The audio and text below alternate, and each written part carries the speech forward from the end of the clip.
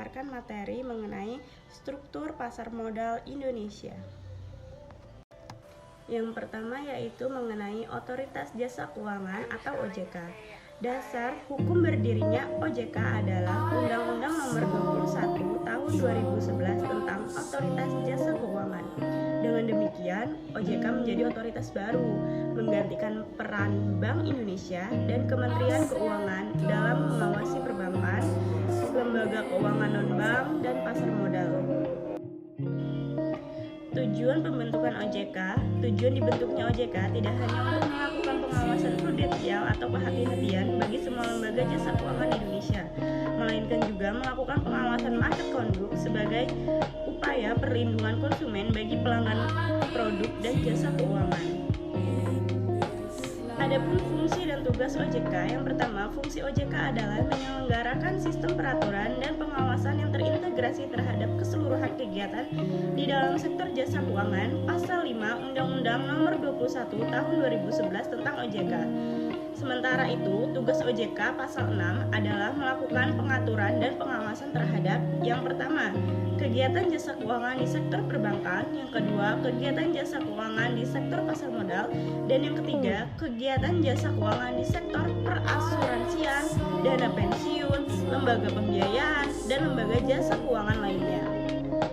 Selanjutnya yaitu Self-Regulatory Organization atau SRO. SRO merupakan istilah yang digunakan untuk menyebut 3 lembaga yang mengatur operasional pasar modal, yaitu Bursa Efek, Lembaga Clearing dan Penjaminan atau LKP, dan Lembaga Penyimpanan dan Penyelesaian atau LPP. SRO memiliki wewenang untuk membuat peraturan-peraturan yang mengikat badan atau organisasi yang terlibat dengan fungsinya tersebut. Sebagai contoh, peraturan-peraturan yang dibuat oleh Bursa Efek diantaranya peraturan yang berkaitan dengan pencatatan sekuritas, peraturan keanggotaan bursa, dan peraturan perdagangan sekuritas. Berikut ini ilustrasi SRO di pasar modal Indonesia. Apa sih itu Bursa Efek Indonesia? PT Bursa Efek Indonesia atau BEI adalah pengelola pasar modal satu-satunya di Indonesia yang merupakan hasil merger Bursa Efek Jakarta atau BEJ dan Bursa Efek Surabaya atau BES. Fungsi utama BEI ada 3, yaitu memberikan layanan jasa transaksi sekuritas, jasa pencatatan, dan jasa informasi dan fasilitas lainnya. Yang kedua ada Clearing Penjamin Efek Indonesia atau KPEI. PT Clearing Penjamin Efek Indonesia merupakan badan usaha yang sepenuhnya 100% saham dimiliki BEI. Fungsi utama KPEI adalah penyedia jasa clearing dan penjaminan penyelesaian transaksi surat berharga atau sekuritas di pasar modal agar berlangsung teratur, wajar, dan efisien. Dan yang terakhir, Kustodian Sentral Efek Indonesia atau KSEI. PT Kustodian Sentral Efek Indonesia merupakan badan usaha yang sahamnya dimiliki oleh para pemakai jasanya, yaitu SRO atau BEI dan KPAI, Bank Kustodian, Perusahaan Sekuritas, dan Biro Administrasi Efek atau BAE. Fungsi utama KSEI adalah penyediaan jasa kustodian sentral dan penyelesaian transaksi surat berharga atau sekuritas di dalam pasar modal agar berlangsung teratur, wajar, dan efisien. Selanjutnya mengenai pelaku pasar modal Indonesia ada 3. Yang pertama, pemodal. Pemodal atau investor adalah pihak yang membeli atau menjual surat berharga atau sekuritas yang ditransaksikan di pasar modal. Investor terdiri atas investor domestik dan investor asing. Yang kedua ada emiten. Emiten adalah perusahaan yang melakukan penjualan surat berharga atau emisi sekuritas di pasar modal penawaran umum. Nah, penawaran umum atau go public adalah suatu aktivitas penawaran surat berharga atau sekuritas yang dilakukan oleh emiten untuk menjual sekuritas kepada masyarakat berdasarkan tata cara yang diatur dalam Undang-Undang Pasar Modal dan peraturan pelaksanaannya. Yang ketiga, perusahaan sekuritas adalah perusahaan yang memberikan layanan jasa berupa penjaminan emisi, perantara perdagangan sekuritas, dan manajer investasi. Di bawah ini ilustrasi layanan jasa perusahaan sekuritas. Yang pertama itu perusahaan sekuritas. Di bawah perusahaan sekuritas yaitu ada jasa manajer investasi, yang kedua ada jasa penjaminan emisi, dan yang terakhir ada jasa broker. Lembaga Penunjang Pasar Modal Indonesia berdasarkan Undang-Undang Nomor 8 Tahun 1995 tentang pasar modal. Yang dimaksud dengan lembaga penunjang pasar modal adalah kustodian, biro administrasi efek, dan wali amanat. Semua lembaga penunjang pasar modal ini diawasi oleh OJK. Apa isi itu biro administrasi efek? Biro administrasi efek adalah perusahaan yang berdasarkan kontrak dengan emiten memberi jasa pencatatan pemilikan sekuritas dan pembagian hak yang berkaitan dengan sekuritas.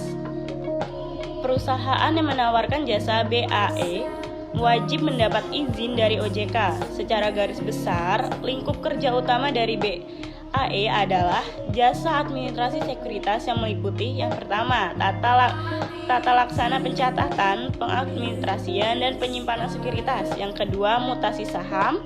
Yang ketiga, permohonan pergantian saham hilang, dan yang terakhir, penerbitan saham pengganti.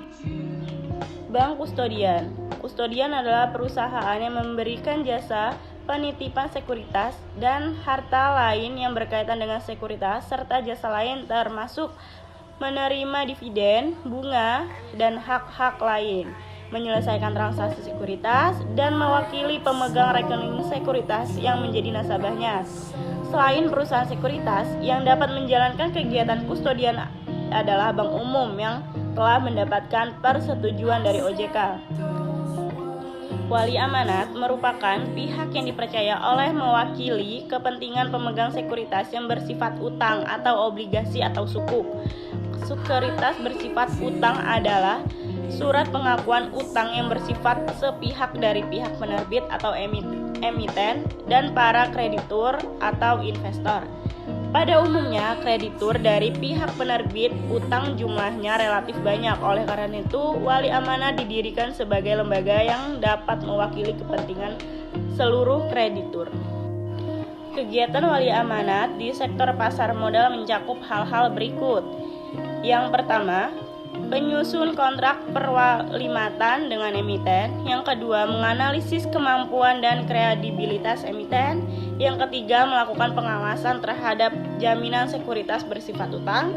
Yang keempat, mengikuti secara terus-menerus perkembangan perusahaan emiten.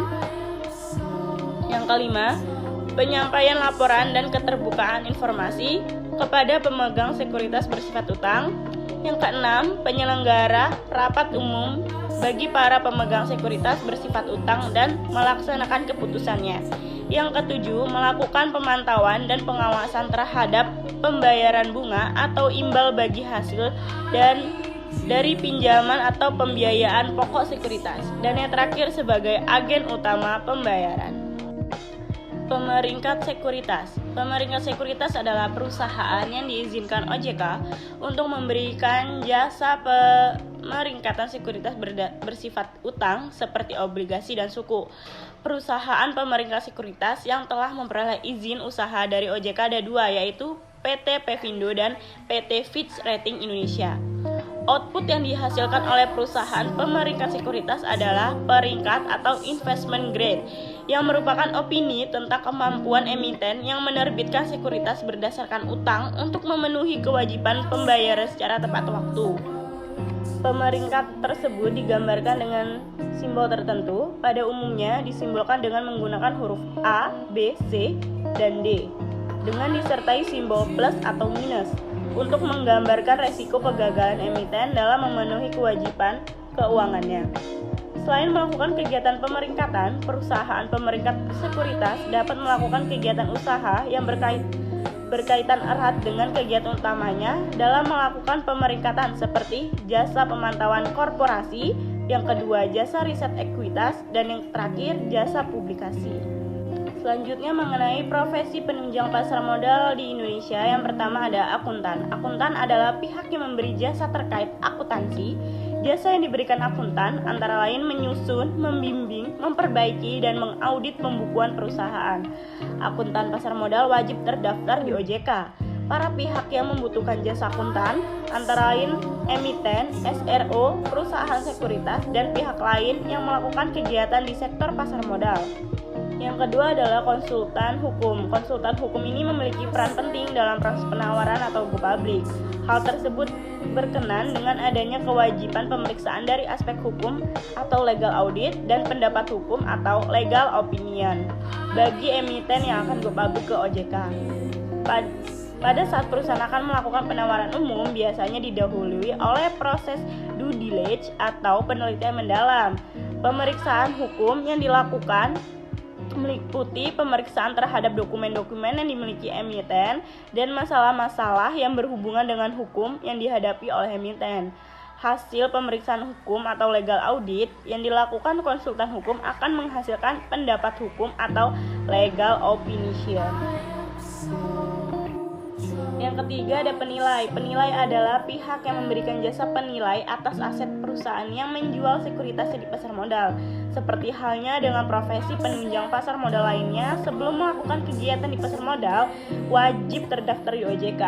Ruang lingkup kegiatan penilai di pasar modal meliputi penilaian properti dan penilaian usaha.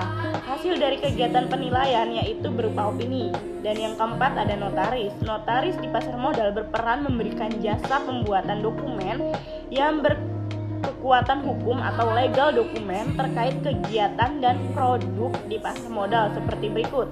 Yang pertama, membuat risalah rapat umum pemegang saham dan menyusun pernyataan keputusan RUPS. Yang kedua ada meneliti keabsahan hal-hal yang menyangkut penyelenggaraan RUPS. Dan yang ketiga, membuat kontrak investasi kolektif untuk menjamin kepercayaan para pihak dalam kontrak tersebut.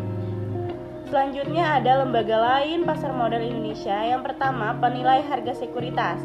Merupakan lembaga yang melakukan penilaian terhadap harga wajar sekuritas seperti saham, obligasi, dan surat berharga lainnya, dan menyediakan informasi secara objektif, independen, kredibel, dan dapat dipertanggungjawabkan. Salah satu penilai harga sekuritas yang telah beroperasi di BI adalah PT Penilai Harga Efek Indonesia atau PHEI atau Indonesia Bond Pricing Agency. Yang kedua, Indonesia Securities Investor Protection Fund atau Indonesia SIPF atau penyelenggara program perlindungan investor efek Indonesia P3IEI. Kegiatan usaha P3IEI meliputi hal-hal berikut. Yang pertama, menata usahakan, mengelola, dan melakukan investasi atas dana perlindungan pemodal di pasar modal Indonesia. Yang kedua, melakukan pemeriksaan, verifikasi, membuat analisis untuk melakukan pembayaran dan tindakan lainnya sehubung dengan klaim yang dilakukan oleh pemodal. Yang ketiga, menerima tambahan dana atau memungut biaya terkait dana perlindungan pemodal.